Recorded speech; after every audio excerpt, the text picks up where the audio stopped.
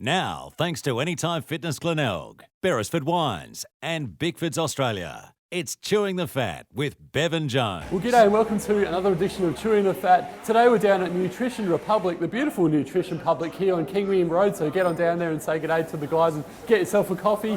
We're joined by a man who was back in the days known as the Wild Thing. He played 41 first-class matches for South Australia, 3 Test matches, 35 ODIs and 21 T20s as well for Australia. That is Shaun Tait. Great to have you Chewing the Fat, mate. Nice to be here, mate. So also, before we get to your journey, you're involved now with the Adelaide Cricket Club as the coach of the Adelaide Cricket Club. They're flying at the moment, top of the table. How are you enjoying that so far? Well, so far it's been easy, 2 from 2. Start losing a couple of games and everyone turns on you. But it's all been good fun.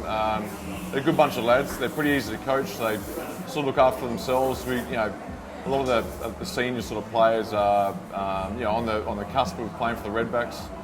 2 of the guys are. So when you've got a quality bunch of lads, it becomes very easy as a coach.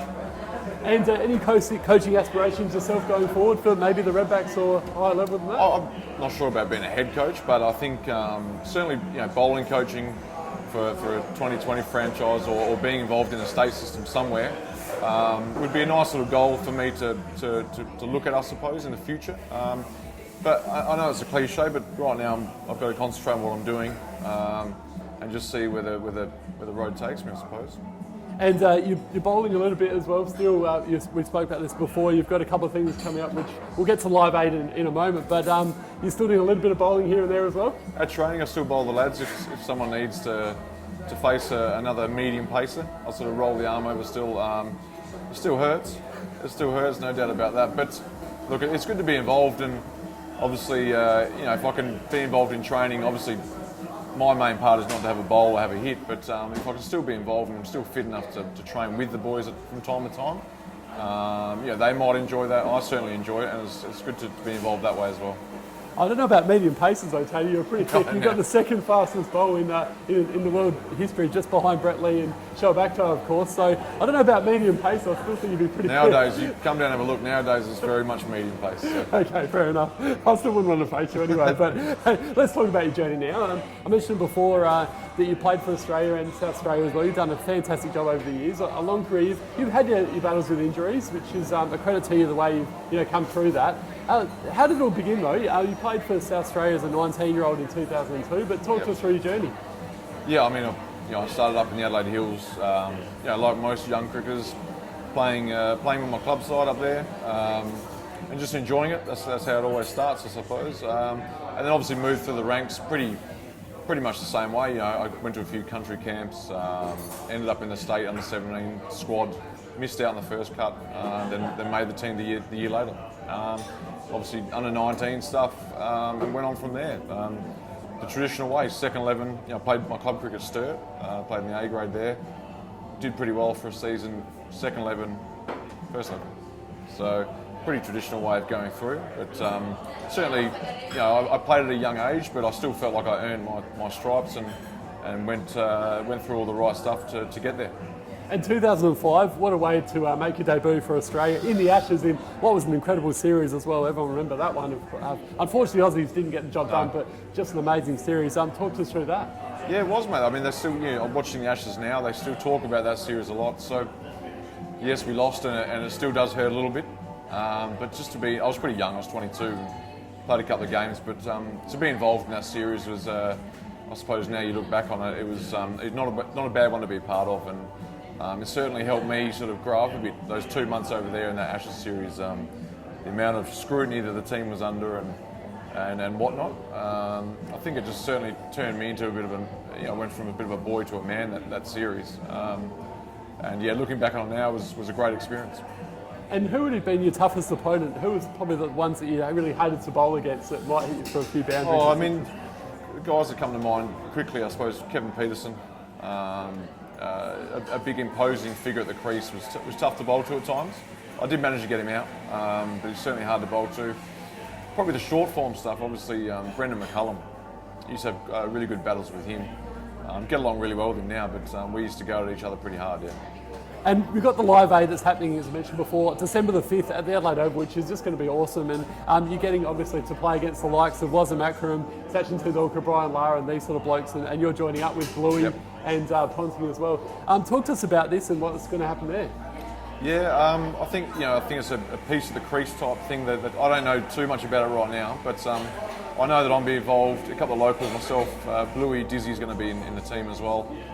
Playing against the Mumbai Indians, a lot of ex-players, Herschel Gibbs, Sachin's obviously there, and a lot of guys that have played from around the world for the Mumbai Indians. If people that follow cricket realise how big the Mumbai Indians franchise is, they've got a huge following, especially with guys like Sachin there. It's owned by the Ambani family, pretty big, powerful name in India. So it's going to be quite a big deal, I think. And some of the names you mentioned, Wazim Akram, I know Wazim, so it'd be good to actually take the field with him. I never got a chance to do that, obviously the age difference, but he was a guy I looked up to when I was younger, and guys like Sangakkara's playing, and I think Brian Lara's coming as well. So huge names, and for my little name to be involved in that game is an absolute pleasure, and I'm very lucky. Yeah. And let's go back to your career. I remember as a lad loving watching the Adelaide Strikers and yourself running in, steaming into bowl with everyone yelling out Wild Thing and stuff like that. What was it like though, playing in front of that massive crowd and being such a popular player within the fans? Yeah, I suppose I felt like I had a bit of a job to do. I suppose I think being a senior player or a guy that was playing a bit of international cricket, to come back here and play at Adelaide Oval, I felt like I had a job to do to entertain the crowd, and I enjoyed it, and I think they enjoyed most of it. So the Redbacks obviously, they made those 2 finals against Victoria and could get the job done. It's been a long time between drinks since we won some Shield silverware. What do you think they need to do to turn things around and get back up there playing finals again, Tait? Look, it's really hard from an outside point of view looking in and talking about what they need to do.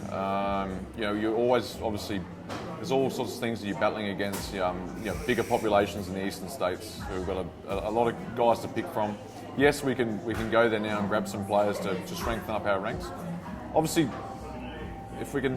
the more we make an effort to make our grade competition stronger, our grassroots stuff stronger in this state, which I'm sure they're doing. If we can put more emphasis on that, make sure the second 11 is really strong, and getting depth in our fast bowling attack. You're always going to have injuries with your fast bowlers, so I'll be making a conscious effort to make sure my crop of fast bowlers are all ready to go. So I just think, from my point of view, being a fast bowler, the more of those guys you can get around the group, bowling to the good players, and then if we get 2 or 3 injuries through the year, you call on those guys and they're straight in and they're up to it. Not just guys that, okay, we'll call them in because we've got no one else. I just think that crop of fast bowlers tends to win shields. Yeah. Okay, and the Ashes was just an amazing series. We saw Steve Smith with his heroics, and probably, if it wasn't for him, I don't think we would have won that series. How did you see it, and how do you see the series coming up against Pakistan and New Zealand? I mean, we're certainly favourites, I think, going into that series. The Ashes was a pretty good effort. Obviously, retaining the Ashes, but really the series was drawn. So it was a good effort. I think it was a great effort from where the Australian side have come the last 12 months, say, a bit longer even. So they've got themselves back on track pretty quickly, which I think Langer and Payne have done a great job with that. There's no doubt about that. They're more than competitive now in world cricket again, which is good to see. And Adelaide Cricket Club, of course, Ken Valenti, we saw him score 100 last week, and he's going really well, and he's been named in the Redback side to play against Queensland today. But anyone else from your side at the moment that you could see potentially going on to play for SA or even higher? Absolutely. I don't want to sound like one of those club coaches that just thinks the whole team should be playing for South Australia, but we've got a good crop, there's no doubt about that. The Pengelly brothers, Josh and Ben, they've got bright futures. I mean, the way those guys play, it wouldn't surprise me in the next couple of years if they're both involved in a Big Bash franchise, in a squad. They both hit the ball really hard, they take the game on, they're both good death bowlers as well, which is a great make-up for 2020. So those two have got a good avenue through that format of the game. Wes Agar's playing, as you mentioned. We got him over from Victoria. We're lucky that he decided he wanted to play for us. And he's a big bustling fast bowler, so he's going to have a bright future as well. Patrick Page, he bats 3 for us. He's been in and around the Saka for a number of years now. He's still only really young, so he's great to watch the way he bats. He's a stylish batsman, stroke player. And it wouldn't surprise me if he's in the South Australian team this season. So yeah, we've certainly got a few guys to look out for.